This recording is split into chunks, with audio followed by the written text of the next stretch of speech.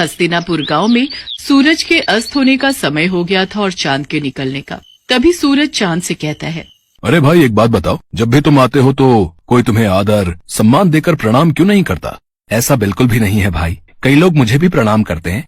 पर मैं तो जब भी आता हूँ सारी दुनिया जल चढ़ाकर और सूर्य नमस्कार करके मेरा स्वागत करती है, किंतु मैंने आज तक किसी को भी तुम्हारा स्वागत करते हुए नहीं देखा।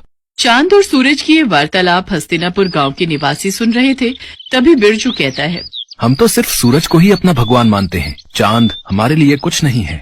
नहीं, ऐसी बात नहीं है। चांद भी हमारे लिए भगवान समान ही है। चांद भी हमें रोशनी देते हैं। सूरज भगवान तो हमें रोशनी और धूप देते हैं, लेकिन चांद वो हमें क्या देते हैं? लेकिन सारी रात तो हम सोए रहते हैं, तो फिर उस रोशनी का हम क्या करेंगे? हमें चांद की जरूरत नहीं है। हाँ, अगर चांद नहीं भी आएगा तो हमें कोई फर्क नहीं पड़ेगा। हाँ, उसका होना ना होना एक ही बात है। तुम ये क्यों भूल रहे हो? करवा चौथ वाले दिन इन्हीं की पूजा करने के बाद तुम्हारे लिए रखा गया व्रत पूरा होता है। लेकिन शुरुआत तो सूरज भगवान की पूजा से ही होती है। गांव वालों की बातें चांद और सूरज बड़े ध्यान से सुन रहे थे। उनकी बातें सुनकर सूरज तो खुश हो गया, लेकिन चांद थोड़ा उदास हो गया। फिर सूरज चांद से कहने लगा, देखा, हस्तिनापुर के लोग भी मुझे ही अपना भगवान मानते हैं और उनकी नजर में तुम्हारी कोई अहमियत नहीं है। परंतु मैं भी तो इन्हें रोशनी देता हूँ, और अगर मैं ना रहूँ तो मेरे बिना इनकी जिंदगी भी अस्त व्यस्त हो जाएगी। ये तुम्हारी गलतफहमी है। इन लोगों को तुम्हारी बिल्कुल भी जरूरत नहीं है। अगर मेरी जरूरत किसी को भी नहीं है तो ठीक है, आज के बाद मैं आऊंगा ही नहीं।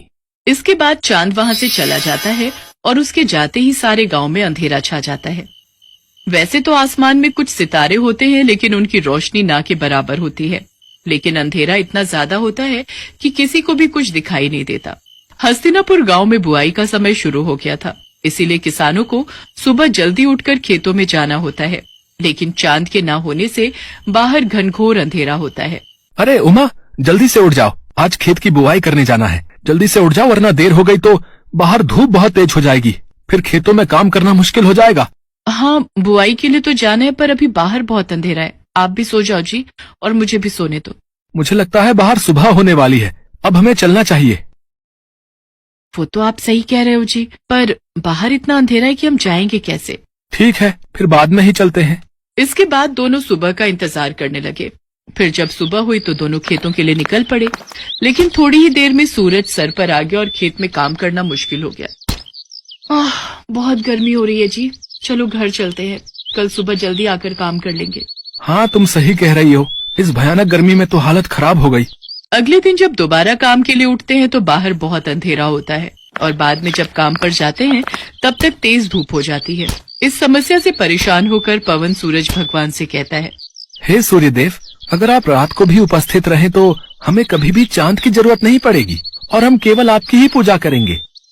अरे जल्दी से खाना बना दो, मुझे बहुत तेज भूख लगी है, नींद आ रही है, सोना भी है।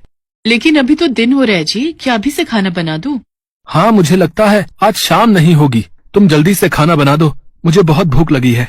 अच्छा ठीक है, बना देती हूँ। फिर दोनों खाना खा लेते हैं, लेकिन तब भी रात नहीं होती और दोनों सोने के लिए चले जाते हैं।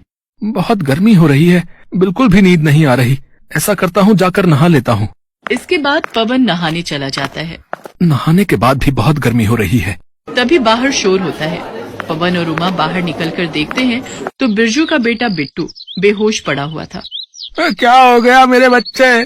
कोई जल्दी से पानी लाओ। फिर उमा जल्दी से पानी लाकर बिट्टू के मुंह पर छिड़काव करती है। कुछ ही देर में बिट्टू होश में आ जाता है। लगता है दिन रात धूप लगने की वजह से ये बेहोश हो गया था। इसके बाद सभी सोने के लिए चले जाते हैं, लेकिन गर्मी की वजह से किसी को भी नींद नहीं आ रही थी। सारी रात लोगों की ऐसे ही कट जाया करती।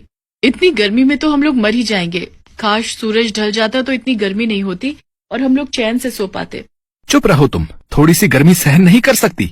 ऐसे ही एक हफ्ता बीत जाता है, लेकिन हस्तिनापुर के लोग बिल्कुल भी चैन से नहीं सो पाते, और देखते ही देखते कई लोगों की तबीयत बिगड़ने लगती है। ये सब तुम्हारे कारण ही हो रहा है। ना तो तुम चांद का अपमान करते और ना तो वो यहाँ से जाते। इसके बाद पवन बाहर जाकर सूर्यदेव से प्रार्थना करता है, हे सूर्य देवता, अब से आप केवल दिन में ही रहिए, हम आपकी गर्मी सहन नहीं कर पा रहे हैं। रात को हमें चांद की ही जरूरत है। इसके बाद पवन और सभी गांव वाले चंद्रदेव को पुकारने लगते हैं। हे चंद्रदेव, हमें माफ कर दीजिए, हमें आपकी भी उतनी ही जरूरत है जितनी सूरज की।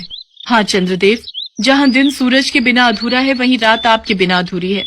अब से हम आपकी भी उसी तरह पूजा करेंगे जिस तरह सूर्यदेव की करते हैं। ठीक है, मैं रात में तुम लोगों को रोशनी देने के लिए फिर से उपस्थित रहूंगा। मुझे माफ कर दो मेरे भाई, अब मुझे समझ आ गया है कि जितनी जरूरत इस दुनिया को मेरी है उतनी ही तुम्हारी। सूरज ढल गया और अंधेरा होने लगा। तब चांद ने अपनी रोशनी चारों ओर बिखेर दी। इसके बाद सभी गांव वालों ने सर झुकाकर चांद का स्वागत किया और सभी गांव वाले पूरे 1 हफ्ते बाद चैन की नींद सोए।